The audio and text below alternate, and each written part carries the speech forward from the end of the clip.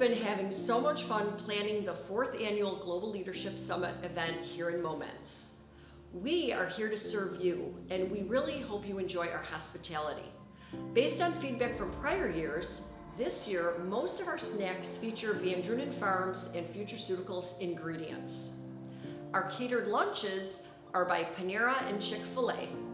A big shout out and thank you to our friends at Silva International for sponsoring today's lunch. If you need anything or have questions, please seek us out in the registration tent or find any one of our wonderful volunteers in the blue shirts. We are so glad you're here.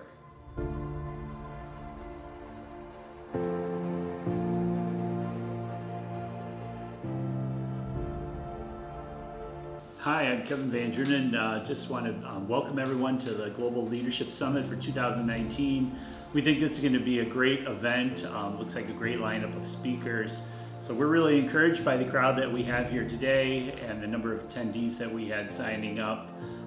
We think this is a great place to collaborate with other leaders in this area, so we encourage you to do that. There's some resources available outside. Check out the resources. We really hope this is a great day. We really hope it helps lead you and grow as a leader and create influence in your church, community, your business. So thanks for coming today and welcome to the GLS.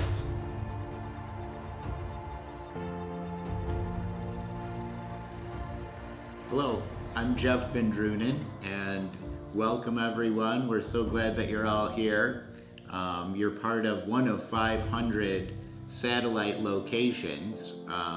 I've actually been coming to the Leadership Summit for the last 8 years, and for a few years before that I was invited, but I didn't actually go.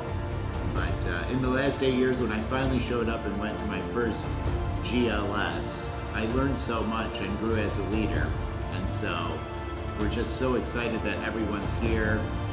Everyone can impact their sphere of influence and grow as a leader each and every year.